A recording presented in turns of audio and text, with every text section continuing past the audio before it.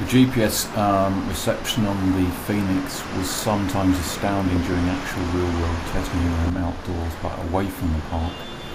Now it's loading up, and it's yet to receive the signal. So that's how you press it in the startup mode.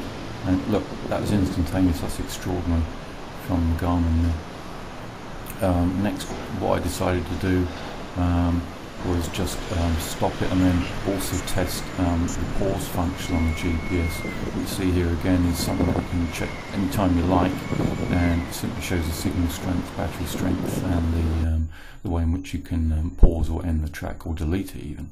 The satellite sub-menu also will show those satellites in the sky there on the signal strength. And here's me testing it in the mall. What I'm doing here is actually starting up the watch and then seeing how long it takes for the signal to go out. So it's actually measuring the distance and pace mile. It's only now that the pace mile goes out. But let's see what happens when we step out the door here of the mall. This is very local here, just a few hundred yards away from where I live. And then you can see it's starting up right in 2 to 3 seconds and ready to measure the distance without any further intervention from me. 145 odd. So those are the feet I'm measuring there for the distance. Now we're outside the supermarket, and again with the GPS on, we're inside, and we've been in there for now for like 45 seconds before it even says, and finally there's no pace. 4 seconds later it says it's lost the satellite reception. So 45 seconds after I went in, it finally lost the signal. But now we're ready to step out the doors. And look at that, it starts up straight away. This is the strongest GPS I've ever seen on the watch. And now we're literally back on track. So I think that's really something. Here, this is actually at the park, ready to do some field testing, and the total time to get the signal there, about 35 seconds.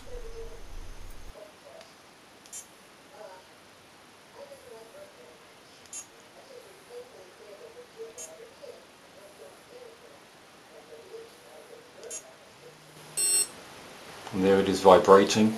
That will now take the GPS once a minute as stated there, and it should give me a battery life of up to 50 hours. Very similar, in other words, to the Sunto Gambit, at least on paper.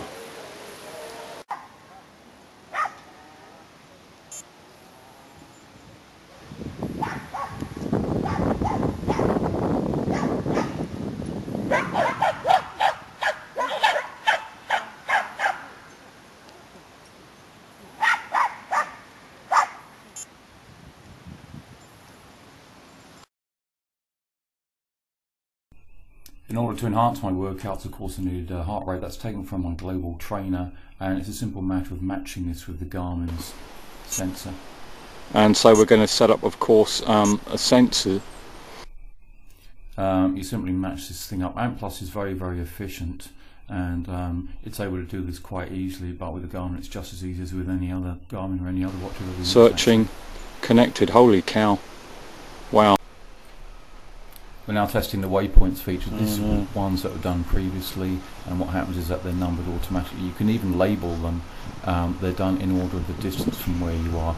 So as you can see, I'm about 200 feet on, and you can see the figure changing as I'm approaching the waypoint. Now taking another test waypoint, ETE is the time left, then you have the distance left, and finally the time of arrival.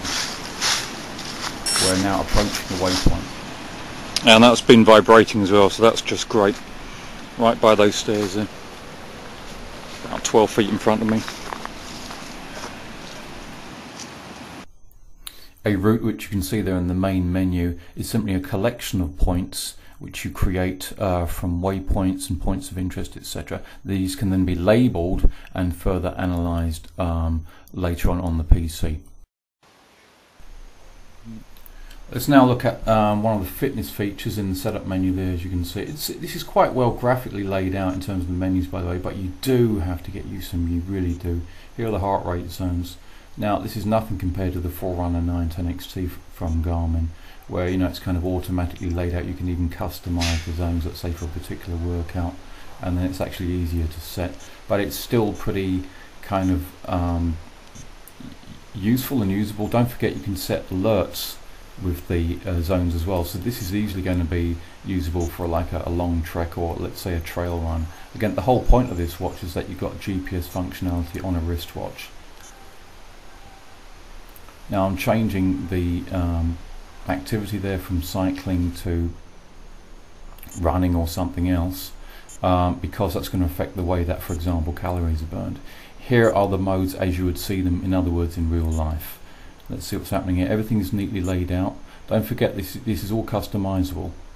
And then finally you've got your heart rate, and the scale is created automatically. Again, this is very good design work on the part of Garmin there. Testing the auto lapping again, this time on tarmac here, on a very attractive part of the trail that borders the river here. So it's heading for 0.27 miles, and I'm just walking along at walking pace, as you can probably tell, and so this will probably, I hope, give me the necessary alert, and there it is. Let's now get an overview of the GPS tools there in the main menu of the Fenix, and going down from the satellite, remember that's the one that shows the signal strength, etc. We'll be looking at sight and go in a minute or two. We've got points of interest, which are interesting, no pun intended, because they'll show here the local cities relative to me, and they actually show them again in order from where I am. So Dunleary, Bray, Naas, Balbriggan, etc. And then you can drill down and just see what's in them. There you go. As with the waypoints, I can now see that it's going to take me 14 hours to walk there. That's not going to happen. Remember, that's done at the prevailing speed that you're going at. So we're now back at the main menu.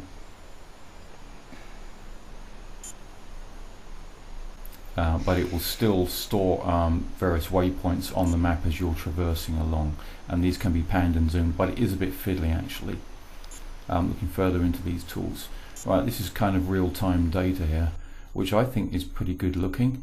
It's listed there for your convenience, and that can even be put down, like as you can see there at the bottom level of the display, for permanent visibility in terms of sunrise and sunset data.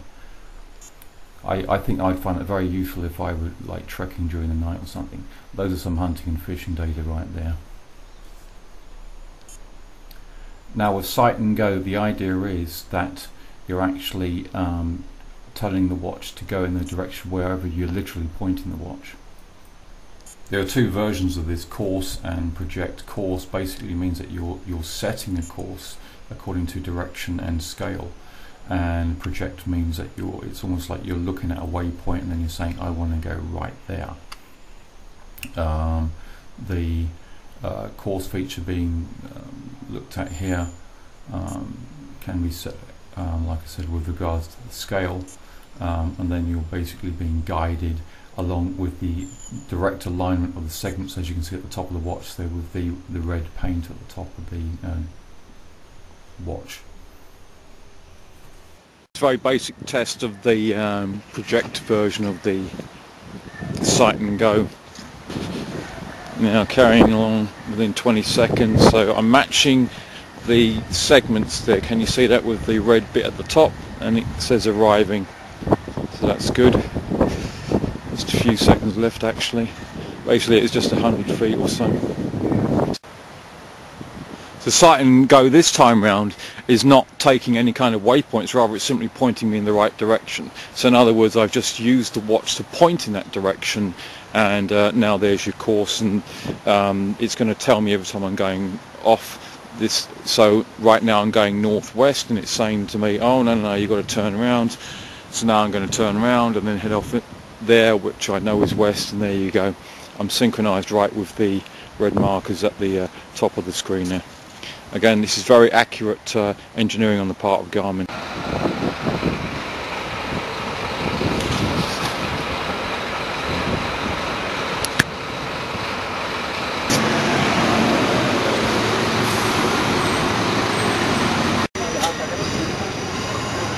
I'm now going deliberately off course here, specifically down a side street,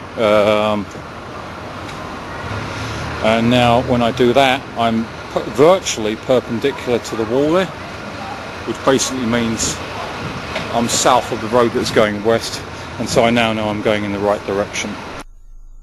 I did a number of runs in November and December 2012 to test the Fenix, and these were based around Runway's running group there. There's Runway's shop in the city centre. They've got a good range of stuff, clothes, elite shoes as well, but they cater to all types. They've even got gait analysis.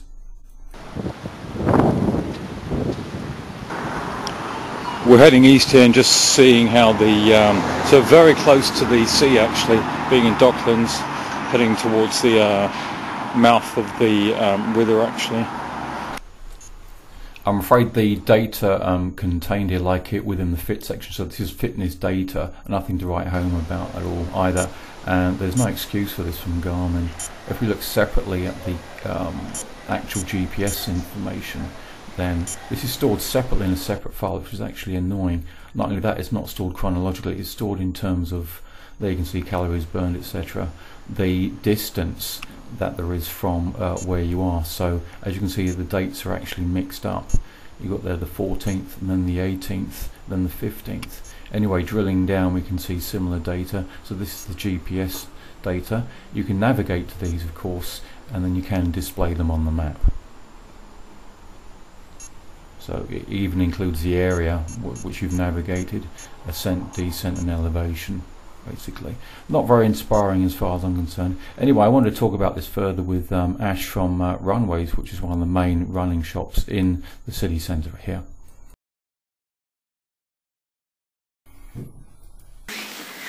We're here to speak to Ash from runways.ie. I tried to do some footage here, and lo and behold, you've got like people coming in and out like it's Covent Garden Market. But anyway, I got the Fenix here, which I've been testing very hard all week, and I've come to the realisation, Ash, tell me if you agree with this, that this watch is very much optimised, it seems, for outdoor people as opposed to runners. Now you've got a whole plethora of Garmin's and toys. Garmin's and other toys, exactly. Yeah. And there's a whole load of other stuff to compete with that, isn't it? For this particular device, GPSs, you know, you've got your iPhone applications and such like. Now, you know, you sell the Fenix, but what do you think of this watch personally for runners and then maybe for other athletes? Yeah, it's a great unit. I think Garmin have picked up the game as far as battery life. That's a key selling point Very for good this battery guy. life. Yeah. As far as the body of the unit itself, obviously you can see quite solid. Yeah, you've got the decent construction and components that you can actually replace physically. I actually like the watch physically a hell of a lot. I didn't think I would. The watch is nearly as bulky as my Timex Global Trainer, but I think aesthetically and then in terms of wearability, it works quite well. Yeah, what's it doing in a running shop? Do you think it's a niche product? It's definitely a niche product. Yeah, Yes. its price point is on the Very higher high. end. Yeah.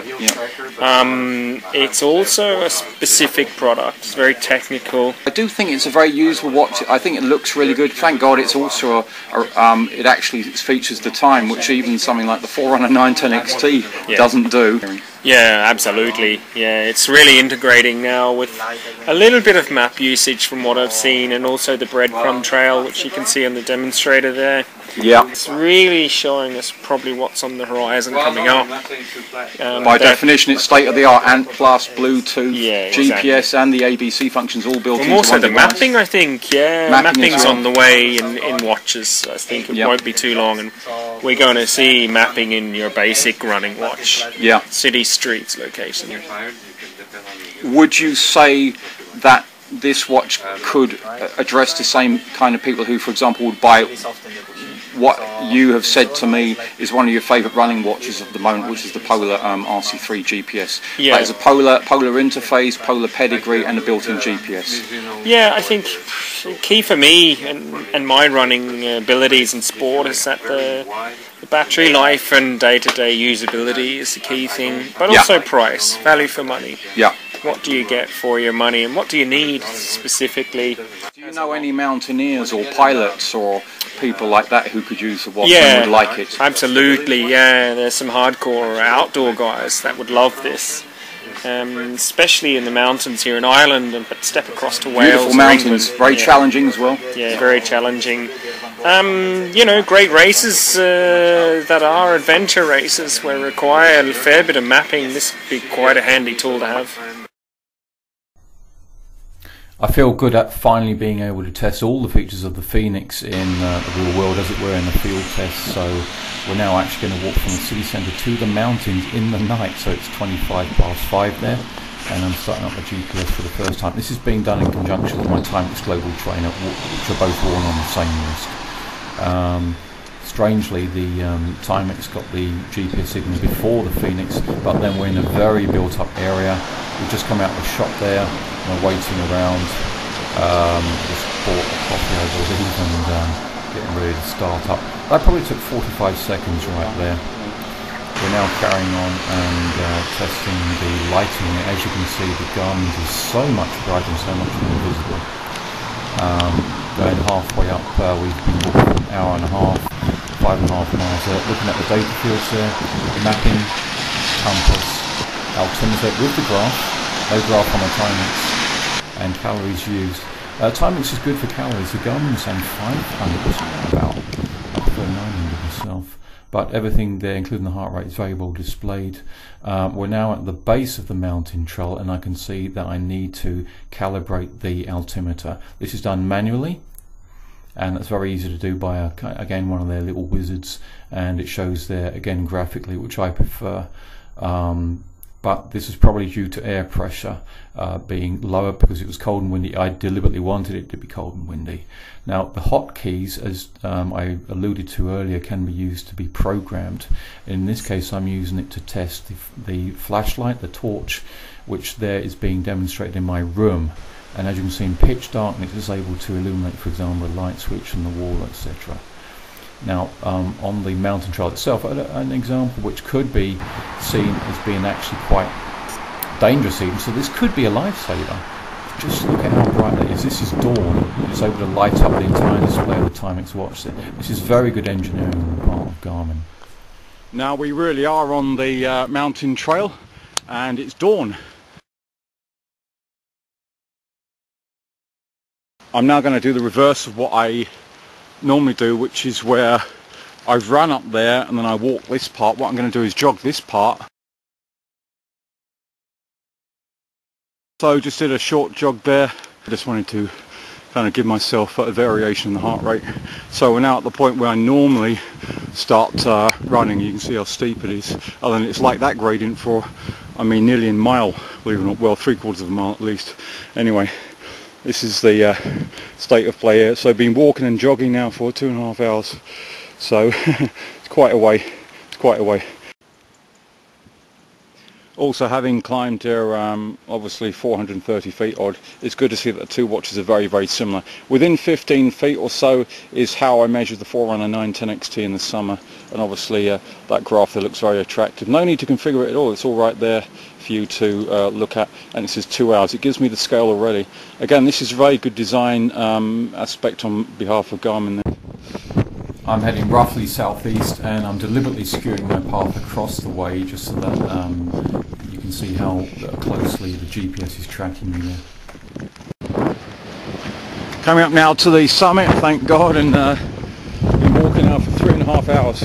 It's a long way, people, very long way. I'm feeling pretty cold here. It's windy and rainy. They said the weather was going to be badly windy, but this is the worst it's been all this week, and I literally looked out for this, so this is normally where I finish all my runs here, so that's great. I've been past this so many times before. That's all for part 2. Thanks for watching. I hope you learnt something. In part 3, it's going to get more high tech, where we link to various sites like Garmin Connect, and then go further into the innards of the device by using the actual files to link to sites like Training Peaks, and then finally linking even to the iPhone 4S via Bluetooth 4.0.